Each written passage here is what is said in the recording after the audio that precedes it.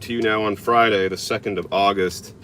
This is going to be a very, very abstruse video, which means my brain will explode by the time this video is over, because this is really the type of video that requires a script, almost demands it, and all I've got are a few rough notes.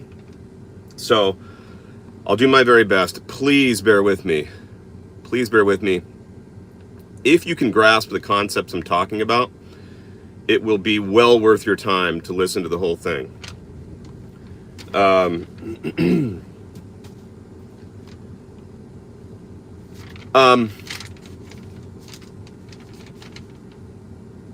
The Orthodox side the Orthodox Christian side wants to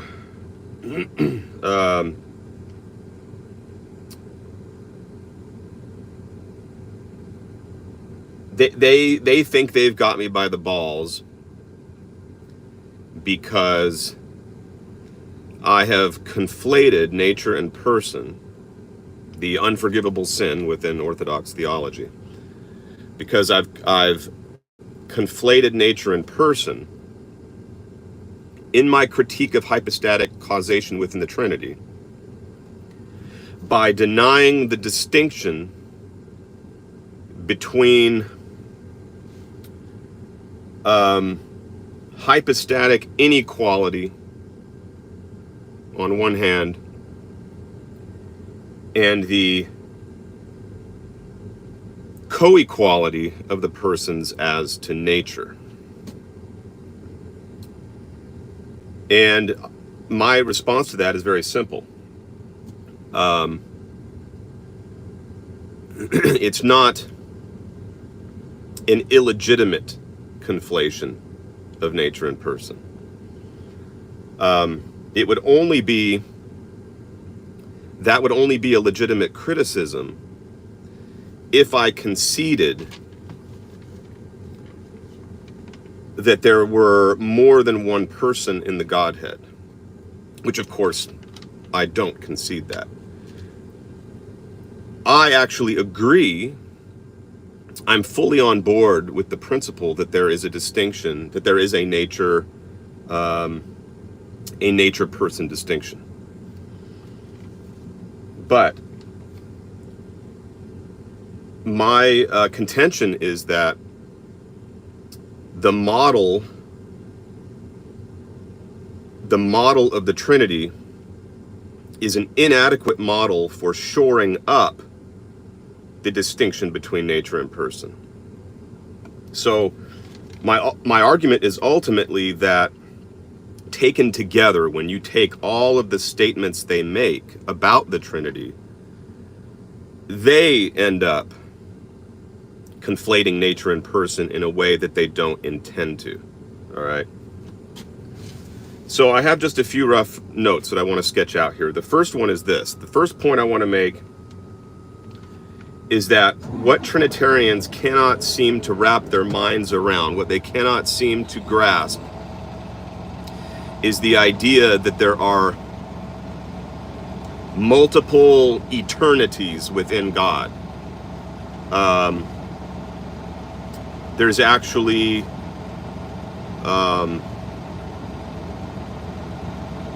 a hierarchy of eternities within God. They can't comprehend how you can speak of co-eternality and not simultaneously speak of co-equality.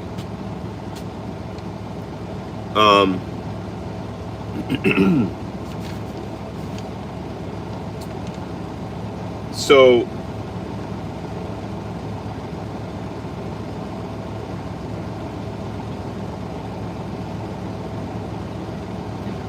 my position is that there is nothing preventing there from being beings that are caused by him, that are co-eternal with him, but not co-equal with him. So you can have an eternity within God that is subordinate to God's eternity as cause. So you have the eternity of God in terms of causation, and then below that you have an eternity within God that is a reflection of causation.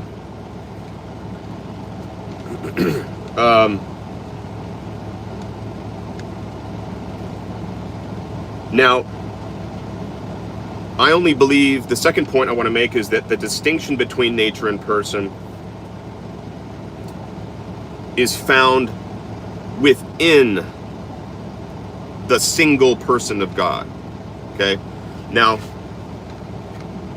I'm not conflating nature and person by saying that there's one nature and one person, and therefore the oneness of the two somehow merges into a oneness without distinction between nature and person. That's not what I'm doing. I'm saying that the distinction between nature and person is a distinction inherent within the supreme person, inherent within the supreme being that we call God. And the way you would explain that distinction is very simple. But for the Orthodox Christian, you're going to have to kind of change the way, step into my paradigm for a moment to understand what I'm getting at. So, in Orthodox Christian vocabulary, essence and nature are typically used interchangeably. And essence doesn't have anything to do with personhood. It has to do with something distinct from the person. It has to do with the nature, which is shared between the persons. When I speak of the essence of God, I'm talking about his essential identity,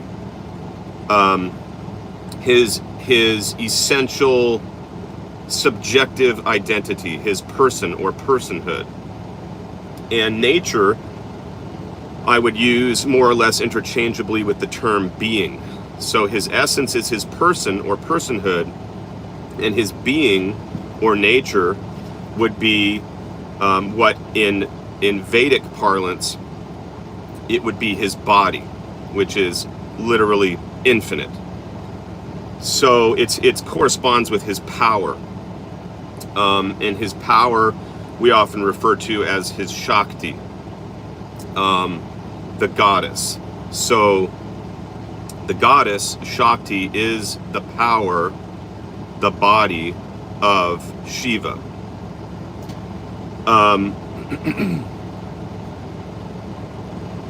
So the principle of personhood, or excuse me, the principle distinction between nature and person is something intrinsic to the person. In Orthodox Trinitarianism, you have a kind of externalization or exteriorization of the persons relative to the nature. Excuse me. Relative to the nature, you have an exteriorization of the persons. What I mean by that is this. The best way to explain this is to just ask you for a minute to create a visual in your mind. Create sort of two visuals side by side, comparing them. The first is the kind of the Trinitarian view. You have like a circle. That circle represents the nature, and you have three things on the outside of the circle connected to the circle, but they're three separate things in that they are sort of like protuberances from the nature, right? Almost like you would have three different rays coming out from the sun. There are three separate rays representing the persons, but they're connected somehow to the circle, which represents the nature. These three rays are exterior to the nature, not interior to the nature. Not interior to the nature or not, I guess, composite, not a composite of the nature. Yet I don't see how you cannot have a composite being, because what they have done, and this really goes to my next point,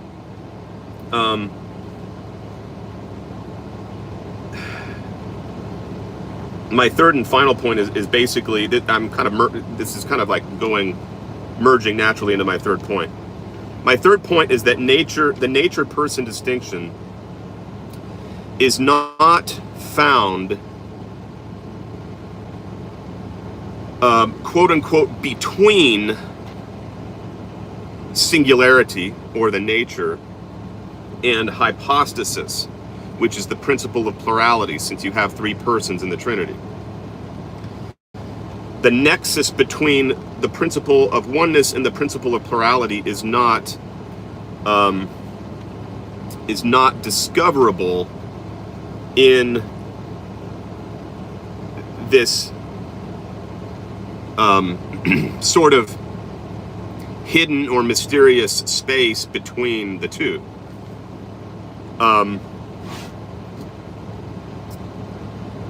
They don't have a bridge between the one and the many, because they see oneness and manyness as two very separate principles set in opposition to each other.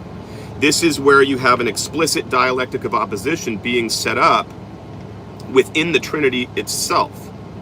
I've already spent a couple videos recently talking about how, critiquing Dyer, talking about how his cosmology establishes a dialectic of opposition between God and the world, because he has the analogy of the physical world.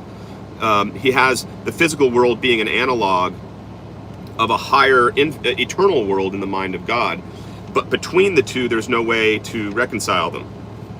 You still have to explain how you can reconcile infinity with finitude. Well, you have the same thing here inside the Trinity. You have the one nature on the one hand, you have the three hypostases on the other, but what connects them? What bridges them? What reconciles them? I can reconcile them, because I see plurality as being subordinate to the one without existing in opposition to the one, without existing over and against the one, without existing in a place separate from the one, such as the world. So you have this, the effects of God's causing, which are plural, but they take place in eternity. This whole operation takes place within eternity. So multiplicity is co-eternal with the one, with the cause. But because multiplicity constitutes an effect from the cause, it is subordinate in that sense to the cause. So the distinction is found within this contrast between it's found really between not between oneness and manyness, but rather between what I'm going to call the principle of time and the principle of space. So in that they are co-eternal with each other, the one and the many, they are co-eternal as to quote unquote time, since we're speaking in terms of eternity, right? But in terms of let's see, I gotta figure out where I'm at here in my notes. In terms of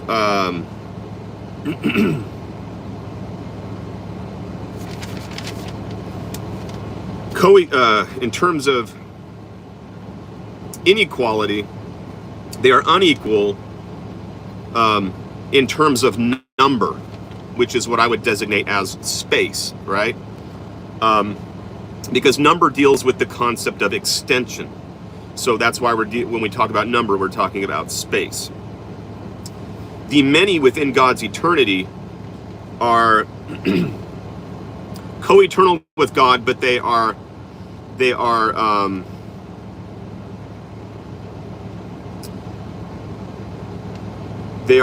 finite relative to their cause in terms of space. Why is that?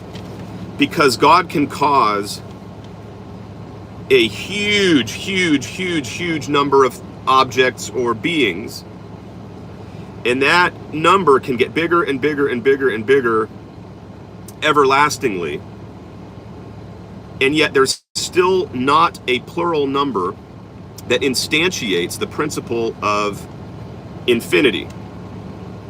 And the reason that is because you can always add 1 to whatever number you have, and you'll never reach a number that concretely, objectively, definitively embodies or instantiates infinity.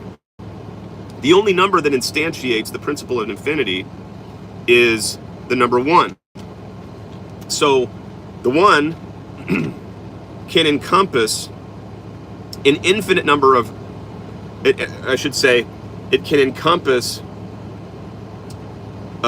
any number of beings that we can bring into existence indefinitely, everlastingly, more and more beings, more and more objects, and those objects or those beings will always be contained within or comprehended by the 1. So that's how you have distinction within the eternity of God without having to posit a dialectic of opposition. Let me go back to that point again. I want to string this out a little bit longer about how J. Dyer and his apologetical friends and his church, his tradition, I want to bring this out into sharper relief, how it is they create a dialectic of opposition within the Trinity. So, because they don't recognize plurality as existing in subordination to their cause while existing co-eternally with their cause, because they equate co-eternality with co-equality,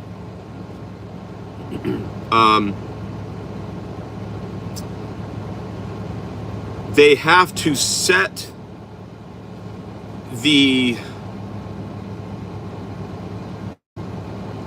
equality of nature over against the inequality of hypostasis, the 1 over against the 3.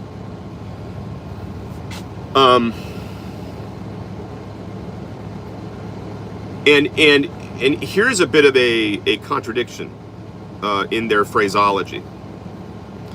They say that the persons are co-equal in terms of their essence. Well, you can't even speak of the 3 persons being co-equal in terms of their essence, because the essence is just the one thing that they all have, right? So you can't even speak of them being co-equal in terms of their 3-ness. You can only speak of them having the one nature or being in possession of the one nature. And the only time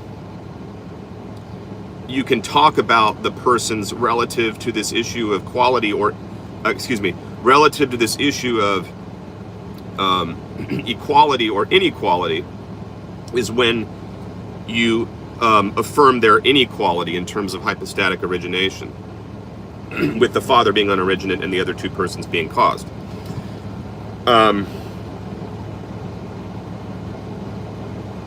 So the one principle that is causing the 2 other persons has to be impersonal. They try to mitigate that with, or head that off at the pass by introducing this concept of the monarchia of the Father, as arche of the Holy Trinity. So they want the cause of the two persons to be a person, so that we're not caught with our pants down saying that the multiplicity of Son and Spirit are caused by the impersonal nature. The problem there is that you still have